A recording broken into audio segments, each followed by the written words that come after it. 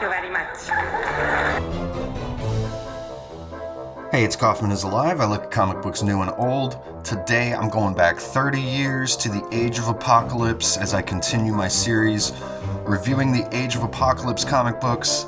Today we're looking at Factor X #1. This is one of the most interesting series of the Age of Apocalypse because we're dealing with the Summers brothers, Scott and Alex here, and they're all working for Apocalypse. So these are actually not X-Men. Unlike all the other X-Men books where they're all heroes, this one is following this group of bad guys who all work for Apocalypse. And I like that it's kind of a combination of both X-Factor teams, the original led by Cyclops, and then the second team, which was led by his brother Havoc.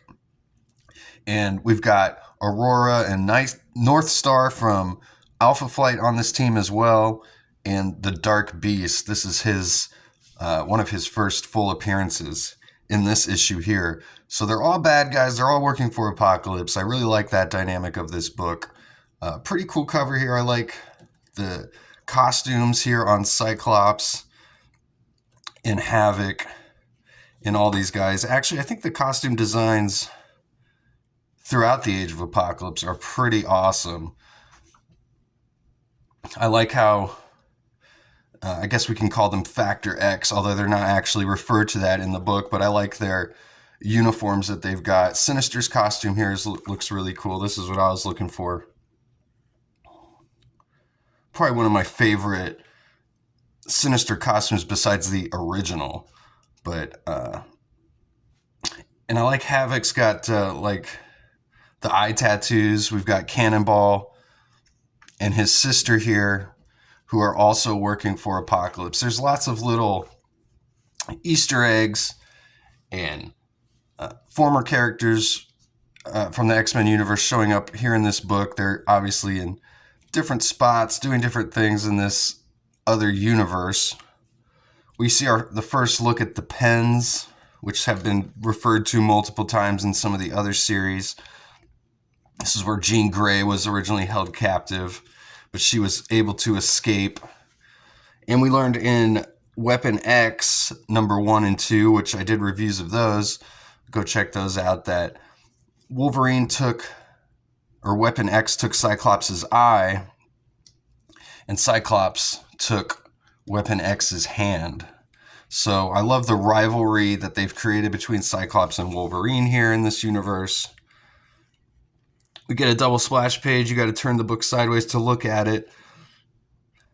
I hadn't really thought of it before, but I think all of the Age of Apocalypse books have a double splash page like this once you open it up.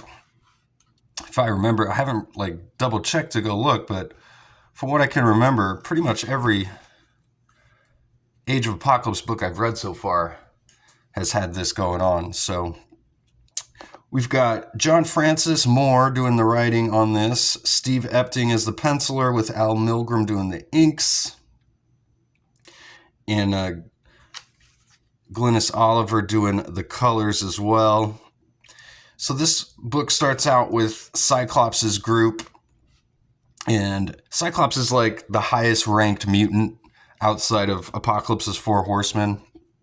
But they're hunting these Morlocks, more or less is what they are, the remnants of the Morlocks, the mutants who live in the sewers in New York City in the main Marvel universe. But here they're just on the run from Apocalypse's forces.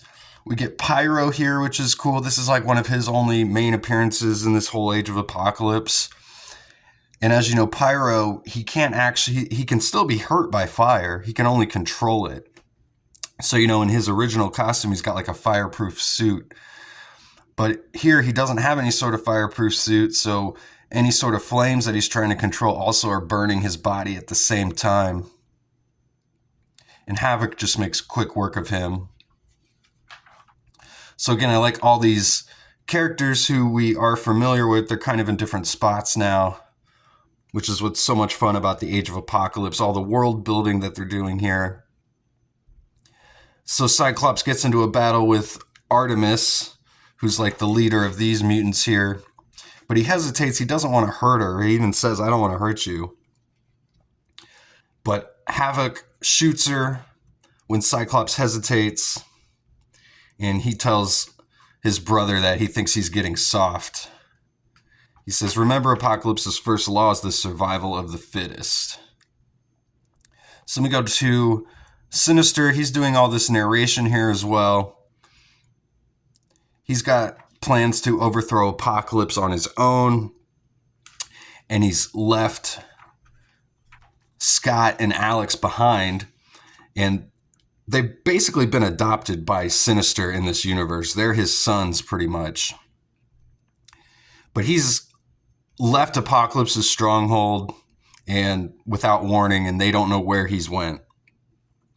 We get Dark Beast here, and this is kind of an interesting scene because back in Weapon X #1, we saw Havoc and Weapon X get into a fight, and Havoc got sent through a teleporter with a Sentinel, and we learned from some exposition that him and the Sentinel were like mashed up together, and Beast had to do some surgery on Havoc to separate them. We don't see any of that here, but Beast does mention it at least. He says, are you experiencing separation pangs following your unfortunate transporter mishap? And he says, I still hurt from the hatchet job you did cutting that Sentinel out of me. But again, we don't see any scars or any sort of wounds from Havoc, just some dialogue there bringing it up. And then we see how Beast is creating the infinite Sentinel army for Apocalypse. He's taking all these mutants and humans, and then he just melts them all down into like this glop. He calls it a genetic gumbo. And then he just pulls out parts of it, of this glob, to create a mold and create these like clones. So Dark Beast doing the bidding of Apocalypse and Mr. Sinister here. So then we meet the Bedlam brothers, who are a pair of mutant brothers, kind of similar to Cyclops and Havoc, I suppose. And then Cyclops is trying to get into Sinister's lab, but he can't do it. Havoc goes to Heaven, which is the bar that Angel is the owner of, and Havoc threatening to shut down his bar since Gambit showed up, and they're afraid that Angel and the X-Men are working together instead of working with Apocalypse. And then we see this character, Scarlet, who is a singer at this bar, and she's just a regular human, but we find out she's got a secret relationship with Havoc here. Peter Gyrick shows up to try and cause trouble, but the Bedlam brothers quickly take him out.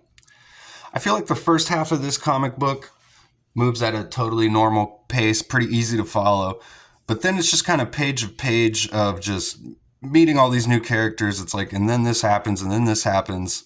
Not a great flow to the end of this comic, to be honest with you. But the Bedlam brothers, they're in their uniforms now, so we kind of got the look at this full group of mutants that we're following in this book. Again, I don't want to call them Factor X because that's not really their name. I do like that they've taken X Factor, which was like the government-sponsored superhero mutant team, and essentially this is the government-sponsored mutant team here in this universe, except they're working for Apocalypse because he's the government. So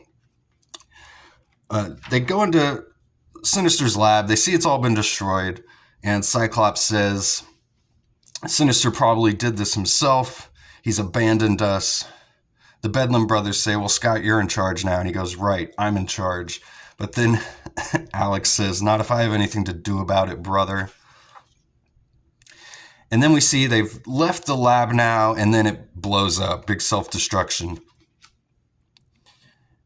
When I was first reading this, I thought, did Sinister just blow them all up? But no, you can see here by like this panel is showing you that they've all left the lab. So not a great issue, not the best one I've read so far out of this Age of Apocalypse. Like I said, the second half just kind of goes off and sets up a bunch of stuff. But As far as like the concept, I think this is one of the coolest concepts of the Age of Apocalypse is all these former heroes are now obviously bad guys doing the bidding of Apocalypse. And again, I love this version of Cyclops with the long hair, the one eye. He's got the armored arm here. Such a cool look. So thanks again for watching. Please subscribe if you haven't yet. If you've made it this far, please like the video. I am doing a whole series on this Age of Apocalypse, so go check out all the videos I've done. We're about halfway through at this point, so I'm looking forward to checking out the rest with you. Actually, I didn't even intend for this Age of Apocalypse series that I'm doing to kind of coincide with the return to the Age of Apocalypse that X-Men has been promoting recently, along with the Age of Revelation that's about to happen. So it just kind of happened that way. I was going to cover all the Age of Apocalypse books because it's the 30-year anniversary of the Age of Apocalypse, and just happens to be coinciding with all this other stuff that Marvel's putting out. I'll see you guys on the next one.